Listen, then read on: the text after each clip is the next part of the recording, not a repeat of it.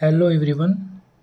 आज हम देखेंगे न्यूमेरिकल मैच्योरिटी ऑफ कंक्रीट में कि कैसे हम किसी कंक्रीट का मैच्योरिटी निकालते हैं किसी अदर टेम्परेचर पे, और जो हमारा स्टैंडर्ड मैच्योरिटी पे कंक्रीट का स्ट्रेंथ आता है उस स्ट्रेंथ तक पहुंचने पे कितना टाइम लगता है किसी अदर टेम्परेचर पे कंक्रीट को, वो भी देखेंगे। तो यहाँ पे एक प्रॉब्लम लिखा हुआ है, उसको हम लोग पढ़ते हैं और फिर इसको सॉल्व करते हैं। तो हमारा जो क्वेश्चन है वो है कि a lab experiment conducted at a particular mix showed a strength of 32.5 MPa for fully matured concrete. Find whether formwork can be removed for an identical placed at other place at age of 15 days and temperature of 5 degrees Celsius if concrete is likely to be subjected to be stripping stress of 25 MPa। तो पहला part हमारा ये है, और दूसरे part में ये पूछ रहा है कि also compute the time require to reach the same strength level as was observed in the lab. तो पहला जो पार्ट है हमारा क्वेश्चन का वो पूछ रहा है कि जैसे हमारा एक कंक्रीट है जो फुल्ली मेच्योर्ड कंसीडर किया गया है, यानी कि फुल्ली मेच्योर्ड मतलब 28 दिन पे, और टेम्परेचर जो होगा उसका 18 डिग्री सेल्सियस होगा, स्टैंडर्ड कंडीशन जो हमारी होती है। तो उसका जो ताकत आ रहा है वो आ रहा है 32.5 MPa।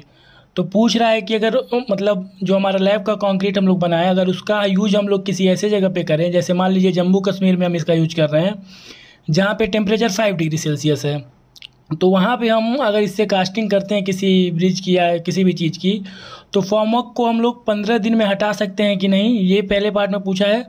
और जैसे ही 15 दिन पे हम हटाएंगे तो उस कंक्रीट पे स्ट्रिपिंग स्ट्रेस जो है हमारा वो 25 MPa का लगेगा। तो सबसे पहले हम लोग पहले पार्ट में क्या करेंगे, मैच्योरिटी निकालेंगे कंक्रीट की। तो मैच्योरिटी होता क्या है वो मैंने पिछले लेक्चर में बताया है कि मैच्योरिटी जो होता है वो होता है summation of product of time into temperature. तो यहाँ पे टाइम कितना दिया है, 15 दिन में दिया है।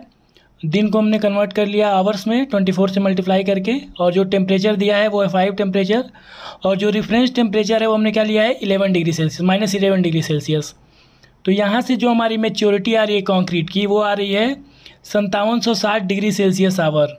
तो पहले पार्ट में हमने मैच्योरिटी कैलकुलेट कर ली, तो हमारी जो मैच्योरिटी आई 5760 डिग्री सेल्सियस आवर आई।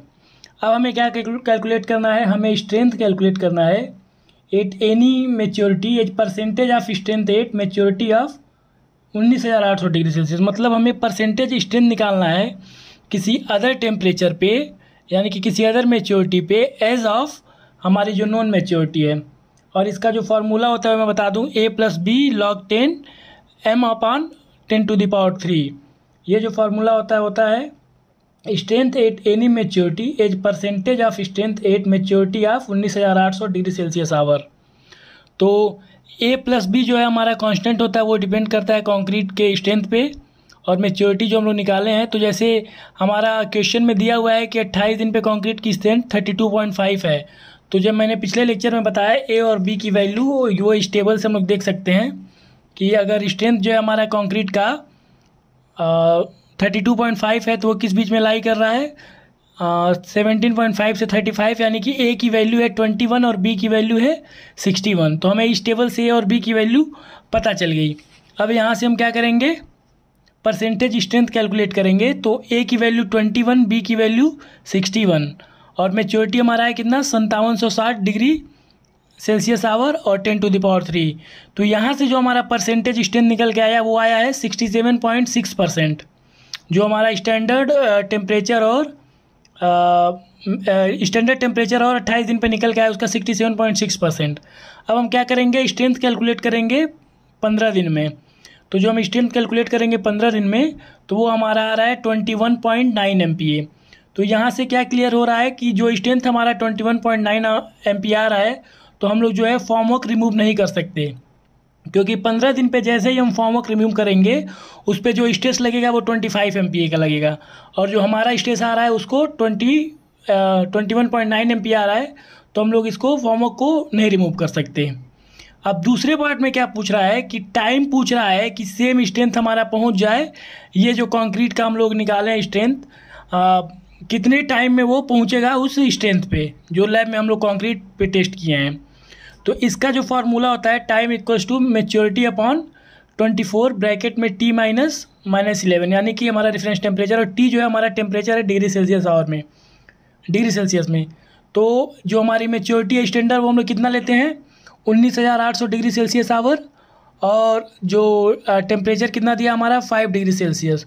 तो यहाँ से हम लोग कैलकुलेट करते हैं तो 52 डेज आता है, यानी कि 52 डेज में हमारा ये जो कंक्रीट है वो जो हमारे लैब का कंक्रीट है उसके बराबर स्ट्रेंथ गेन करेगा। 32.5 MPa उसका 52 डेज में आएगा।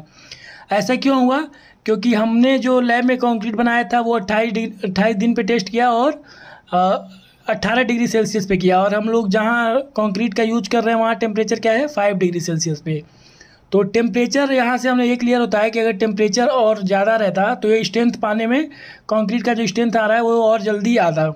तो स्ट्रेंथ का जो यहाँ पे है फैक्टर वो टेम्परेचर से लिंक है, कि जैसे जैसे यहाँ पे अगर 5 की जगह यहाँ 10 डिग्री सेल्सियस रहता तो कंक्रीट जो है हमारा वो ज़्यादा जल्दी स्ट्रेंथ गेन कर लेता है लैब वाले कंक्रीट के कंपेरिजन में, कि हाँ उसका कितना टाइम लगेगा उतना स्ट्रेंथ आने में। तो इस न्यूमेरिकल में बस इतना ही। Thank you.